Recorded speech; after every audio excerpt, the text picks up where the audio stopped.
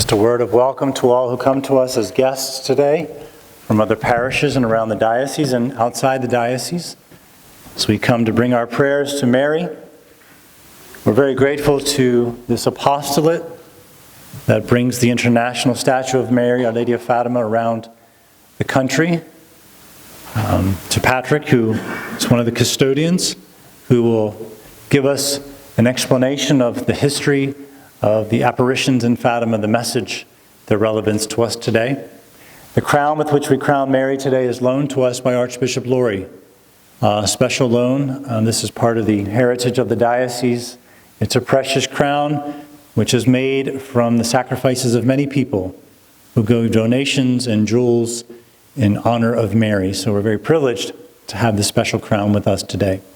So I ask Patrick to come forward to address us.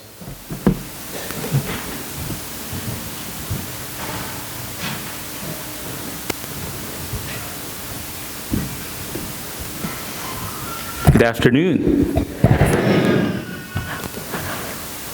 My name is Patrick, and St. Patrick's Day has just passed, and a lot of people are asking me, are you Irish? And thick black hair and brown eyes, short guy from the Philippines could not be Irish.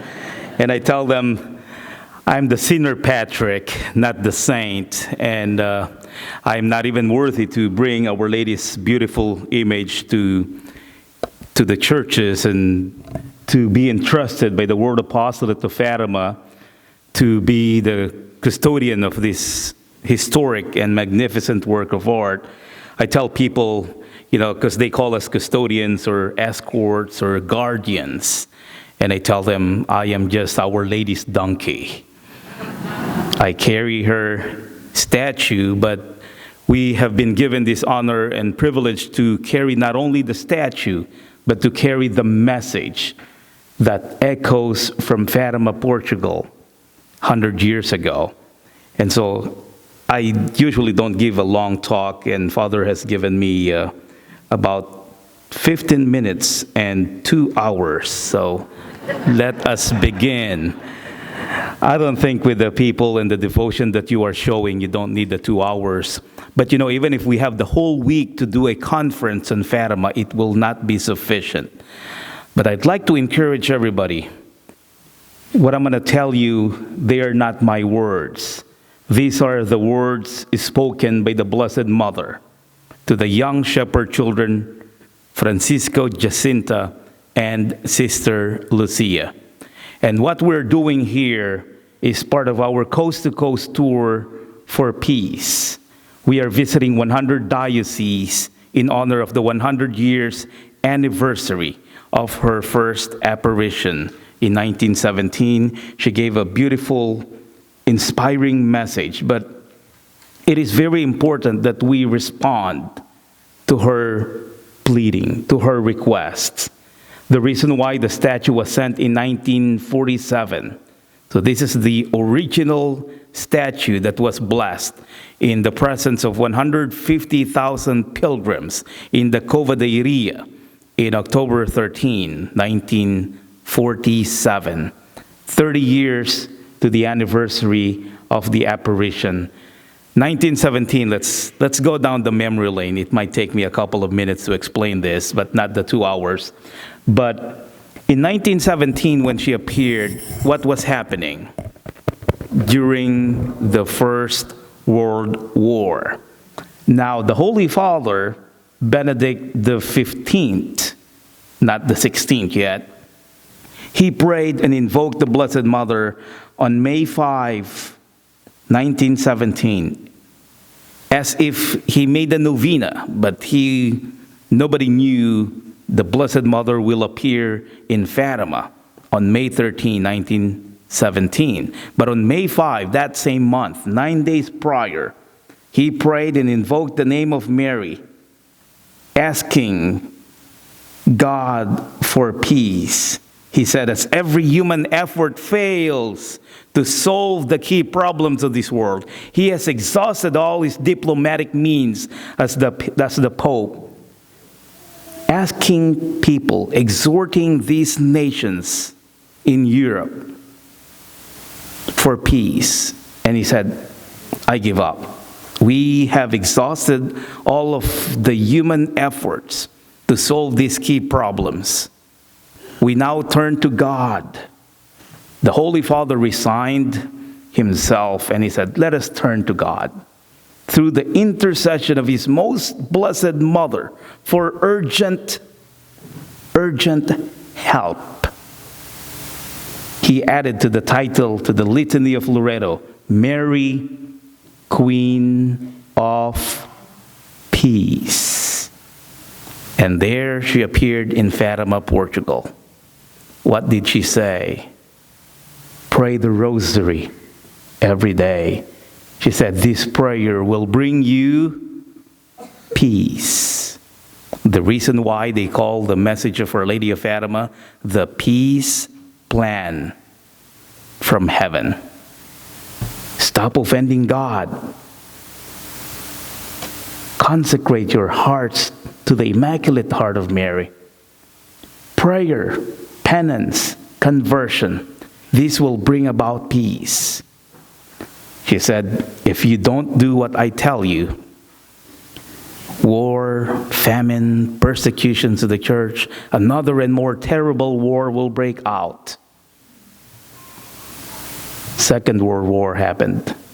Shortly after the Second World War, the church, investigating the supernatural phenomenon in Fatima, declared it to be of supernatural origin and worthy of belief as a private revelation. Shortly after the Second World War, there was a youth congress in Fatima, and they took the shrine statue that does not travel, took it to Lisbon in procession, carrying Our Lady's image from town to town until they get to Lisbon.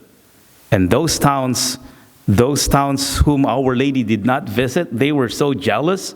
How come it did not come here? And so they were asking, from everywhere for the statue. But those who would come to the shrine in Fatima, they would see an empty spot. Where's the statue? The idea of a pilgrim virgin statue came about. So in October 13, they blessed this. Pope Pius XII crowned Our Lady of Fatima as Queen of the world. But before that, Our Lady did not appear with the crown on her head. So if you don't like the crown on Our Lady of Fatima, you can blame Pope Pius XII. But this crown here is such a beautiful, this is a kind of tradition in Fatima. They did the same thing. The Portuguese women donating all their precious jewels and mold it into a crown. Because the Portuguese people, they, for so many years, they live under a monarchy. But let's go down to the memory lane again. I was telling you 1917. But this is really interesting because we have a historic crown here also, here in your archdiocese. And this is our first day here. The crown of Our Lady of Fatima. In 1646, that's 300 years before 1946, right? The King of Portugal, King João, or John VI, took the crown off his head, put it at the foot of Our Lady in Portugal. He was the last monarch, Portuguese monarch, to wear a crown because they declared Mary as Queen of Portugal. So 1646 took the crown off. No other monarchs put a crown on their head because it's Our Lady. But in 1946, as if Pope Pius XII took that crown symbolically from her foot and put it on her head because Our Lady, you are the Queen of the world. In the early 1950s, even before the official declaration of the dogma of the Queenship of Mary, the Assumption into heaven, he already crowned Our Lady as Queen of the World, Our Lady of Fatima. And he remarked over the Vatican radio, he said, "We crown Our Lady as Queen of the World in Fatima, Portugal. And the next year, through her Pilgrim Virgin statue, the statue that is here before us today," he said, "we crown Our Lady, and the next year, she set forth as though to claim her dominion.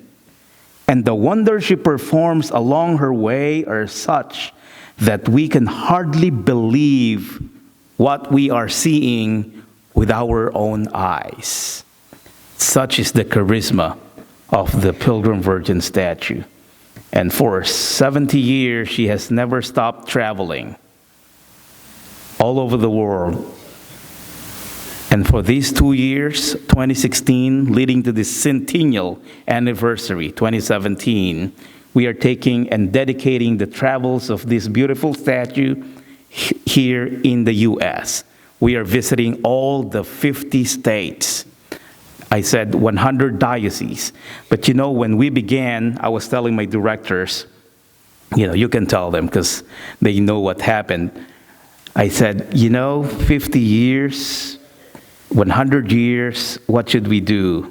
50 states, we can visit all the 50 states in 2 years. At least 100 dioceses. You know what they told me?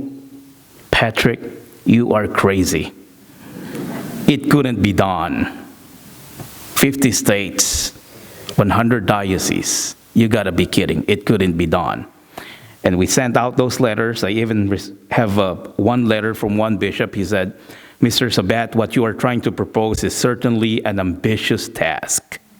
Not very encouraging in the first paragraph, but he continued, "You have my blessings because you have Our Lady's words with you. For nothing is impossible with God."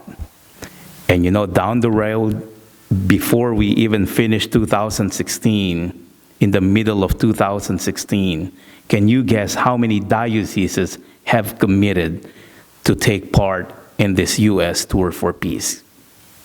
Can you guess how many dioceses? We have 194 in this country. I was only asking for 100. They said if you could get 50, you could be so lucky, like the Irish.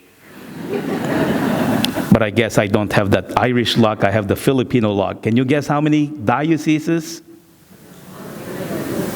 Not quite there yet, but we had about 140 dioceses. At the end of 2017, we have finished all the 50 states, 140 dioceses, by the grace of God, with the help and intercession of Our Lady of Fatima. This is going to be a great year for this country.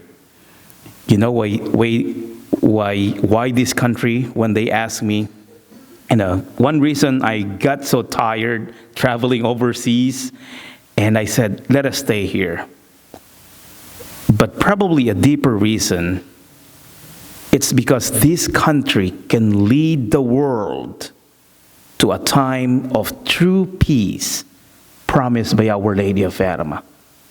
This country can lead the world not because of our military, not because of our government, not because we have a new president, not because we have the Republicans and the Democrats coming together for peace, but because we have people just like you who would be willing to say yes to Our Lady for her request for prayer, penance, conversion, wearing the brown scapular as a sign of our consecration to her Immaculate Heart, praying the rosary every day, especially as a family.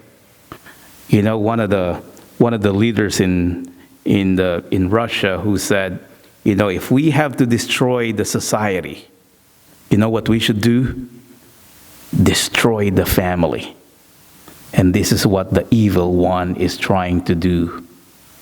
Sister Lucia, when he wrote to one of the cardinals in Italy, Cardinal Cafaro, she said, the final battle will be fought between the Lord and Satan. They will fight on marriage and the family. This will be a decisive issue. But she continued, do not worry. Our Lady has already crushed the head of the ancient serpent. But we are still in this battle where it is being fought. But do not worry. In the end, she has promised, my Immaculate Heart will triumph. An era of peace will be granted to mankind. That's her word. That's her promise. But we need to do our part. 100 years has passed. They're asking me, why is it so important? Because it's high time that we respond to her request. It's about time. 100 years has passed. What are we doing? If we begin in this country, we can influence the whole world. This is the only means to peace. And Our Lady of Fatima is directing our attention, not to herself, not to her statues, to bring more flowers and candles to the statue of Mary. No. True devotion to Mary, according to St. Louis de Montfort, true devotion to Mary naturally leads to the adoration of Christ the Lord. The message of Our Lady of Fatima is so Eucharistic-centered, Trinitarian. If you read all the prayers coming from Fatima, we can understand that Our Lady is leading us to Christ, nothing else. In His most precious body, blood, soul, and divinity. The statue here with its moral presence is simply a statue. Solid mahogany wood from Fatima, Portugal. It has been venerated by millions of people. That is true. But we are here today with the real presence of our dear Lord. Body, blood, soul, and divinity. So I ask you today, may our prayers may be like what Our Lady would like us to be. To have the heart worthy of receiving Jesus. To be just like Mary. To receive Christ and bring Christ to the world. Then peace will come. Especially beginning right here in our hearts. I bet you know the song, Let There Be Peace on Earth, and let it begin with peace that begins from right here and into our family, into our spouses, offering our daily duties, even the things that we don't like, offer it in reparation for the sins of the world, in reparation for the sins of the world. My dear friends, sinners will be converted. Many souls will be saved. Then peace will come. Peace will come. True peace that comes only from God. So I invite you to make this day a day of Fatima where we bring our petitions to her and expect her to listen to us. But in Fatima, she is expecting you to listen to her simple requests also. So I ask that you pray for us also, that we may be able to continue to bring this simple peace plan from heaven to all the world, especially here in this beautiful country. Thank you all so much for having us here. Thank you, Father.